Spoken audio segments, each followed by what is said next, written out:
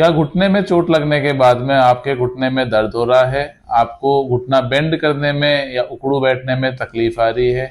एक कैचिंग वाली या फिर लॉकिंग की जो है तकलीफ हो रही है, जिसमें कि आपका घुटना अटक जाता है या फिर कटकट आवाज आ रही है? अगर इस तरीके की कोई तकलीफ आपको हो रही है तो हो सकता है कि आपको मेनिस्कस टियर हो। मेनिस्कस क्या होता है, मेनिस्कस टियर क्या होता है, और जो है मेनिस्कस टियर की क्या सर्जरीज होती है, किस तरीके का हमको जो है वो रिहेबिलिटेशन होता है, ये सब जानने के लिए आज हम बात करेंगे। नमस्कार, मैं हूं डॉक्टर अश्विनी बगड़िया, वंदना मेमोरियल हॉस्पिटल जयपुर से। देखिए, मेनिस्कस जो है वो हमारे घुटने में एक सी शेप फाइब्रो कार्टिलेज होती है, जो कि हमारे घुटने की बोन्स को एक तरीके से शॉक एब्जॉर्बर के काम करती है। अब ये जो सी शेप्ड कार्टिलेज होती है, मेनिस्कस जो होता है वो कहाँ होता है?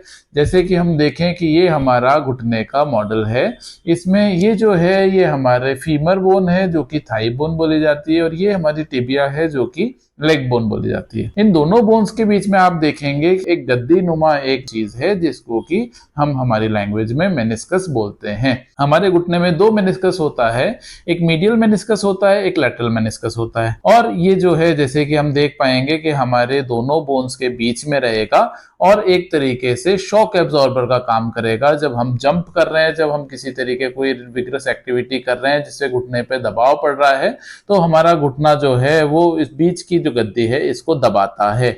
ये दबेगी और उसके कारण जो है डायरेक्ट कार्टिलेज की एक दूसरे से हिट नहीं होती। सोचिए किसी की चोट लग गई, किसी के घुटना बेंड हो गया, ज्यादा बेंड हो गया, ट्विस्टिंग इंजरी हुई, सोचिए डांस कर रहे थे उस टाइम पे पैर मुड़ गया, तो क्या होता है कि दोनों बोन्स के बीच में जो है मेनिस्कस आके और जब ट्विस्ट करता है घुटना, तो फिर बाद में मेनिस्कस फट सकता है। और मेनिस्कस फटता है तो किस तरीके की तकलीफ आएगी? मेनिस्कस जब फट जाएगा तो हमारे जो है, जब घुटने की दोनों हड्डियों के बीच में वो फटा हुआ हिस्सा आएगा तो दर्द करेगा। वो कब होगा? यूजुअली क्या होता है कि मेनिस्कस जो है उसका टियर पोस्टीरियर हॉर्न, ये जो पीछे वाला जो हिस्सा है इसको पोस्टीरियर हॉर्न कहते हैं, पोस्टीरियर हॉर्न में टियर ज्यादा कॉमनली देखा जाता है। और ये जो टियर है ये कब ज्यादा दर्द करेगा? जबकि हमारे दोनों बोन्स के कांटेक्ट में वो टियर वाला हिस्सा आएगा। जैसे कि हम देखेंगे ये हमारी खड़े रहने वाली पोजीशन है। इसमें जब हम देखेंगे कि हमारा पोस्टीरियर हॉर्न जो है वो बोन्स के बीच में बहुत ज्यादा नहीं आ रहा, इसलिए जब व्यक्ति खड़ा है तो उसको कोई खास तकलीफ नहीं होती है अगर उसके पोस्टीरियर हॉर्न ऑफ मेनिस्कस का टियर हो तो भी। लेकिन जब यही व्यक्ति घुटना बेंड करेगा, सोचिए कि घुटना ये बेंड कर रहा है, तो आप देखेंगे कि पोस्टीरियर हॉर्न जो था ये हमारी बोन्स के बीच में आ गया। अब ये अगर सोचिए कि टूटा हुआ होगा या फटा हुआ होगा, यहाँ से गद्दी कटी हुई होगी, तो फिर वो कटा हुआ हिस्सा दोनों बोन्स के बीच में आएगा और दर्द करेगा। क्या होता है कि हमारे टियर जो है वो 3 ग्रेड में बांटा जाता है। जैसे कि किसी ने एमआरआई कराई हो तो वो जो है जानता होगा कि उसके जो है एमआरआई की रिपोर्ट में कई बार ऐसे लिखा हुआ आता है कि meniscus tier grade 1, grade 2, grade 3, कुछ और शब्द भी यूज किए जाते हैं जिसके बारे में मैं बताऊंगा। तो मेनिस्कस टियर की जो ये 3 ग्रेड्स है, इसमें कौन सी ग्रेड में सर्जरी की आवश्यकता होती है? मेनिस्कस टियर ग्रेड 1 जो है वो बहुत ज्यादा तकलीफ नहीं देती, और अक्सर जो एक इंसिडेंटल फाइंडिंग होती है कि सोचिए किसी ने किसी और कारण से एमआरआई कराई थी और उसके एमआरआई में जो है वो मेनिस्कस ग्रेड 1 टियर आया, जिसका कि बहुत ज्यादा कुछ करने की जरूरत नहीं होती है। ग्रेड 2 टियर भी बहुत आसानी से एक्सरसाइजेस से और जो है फिजियोथेरेपी से मैनेज किया जा सकता है। पीआरपी एक अच्छा ऑप्शन होता है जिससे कि मेनिस्कस टियर का ग्रेड 2 को ट्रीट किया जा सकता है। सबसे ज्यादा जो तकलीफ देता है और जिसको लेके पेशेंट डॉक्टर के पास में आता है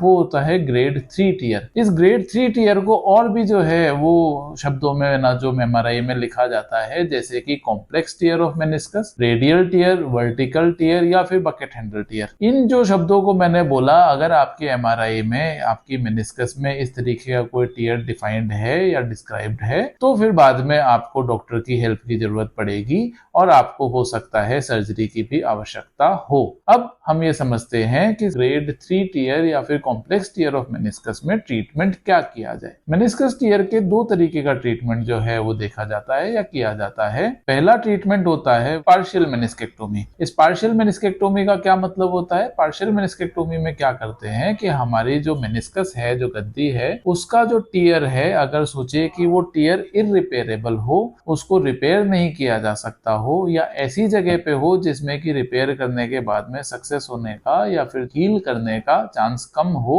जैसे कि वाइट जोन में, या फिर उसका जो टीयर हो वो बहुत बड़ा टीयर नहीं हो, एक छोटा सा फ्लैप हो जिसको कि जो है वो हम ट्रिम कर सकते हो, या फिर उसको जो है पार्शियल मेनिस्केक्टोमी करके और ट्रीट कर सकते हो, तब तो उसमें पार्शियल मेनिस्केक्टोमी की जाती है। वैसे स्पोर्ट्स सर्जन होते हैं, उनकी कोशिश यही रहती है कि मेनिस्कस टीयर को हम जो है रिपेयर करें।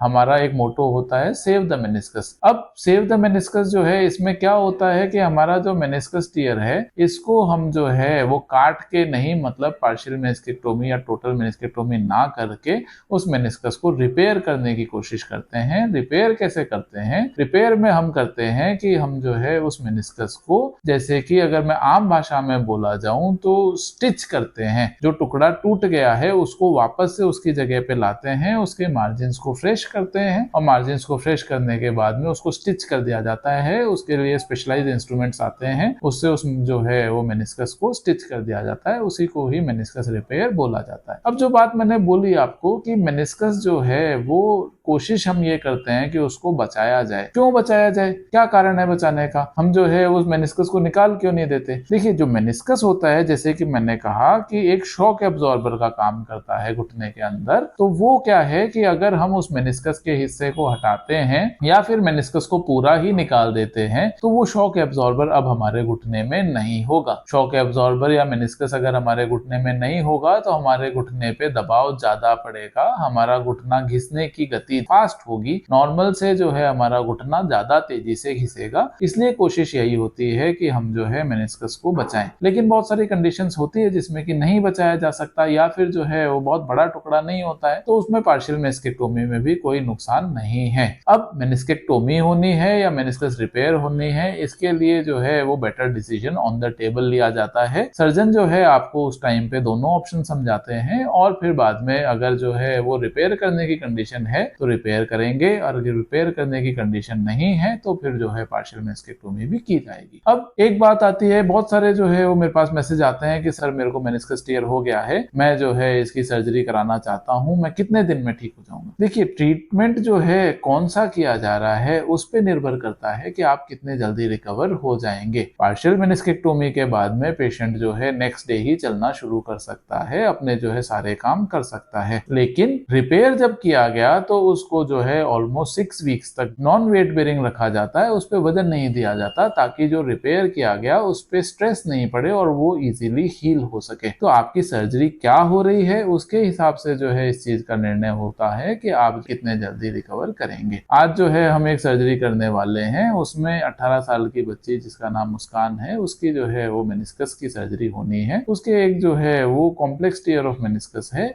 और हम कोशिश करेंगे कि उसको रिपेयर करें, अगर रिपेयर करने लायक चीज है तो, और नहीं तो पार्शियल मेनिस्केक्टोमी की भी जरूरत पड़ सकती है।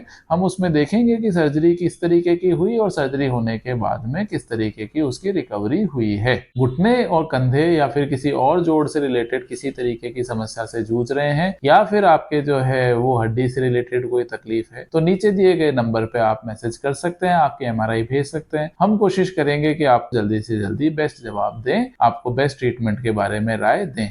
किसी और तरीके की हड्डी या फिर जो है जॉइंट से रिलेटेड किसी तरीके की जानकारी चाहते हो तो हमारे जो है यूट्यूब चैनल को सब्सक्राइब करिए, फॉलो करिए, लाइक करिए। Thank you so much.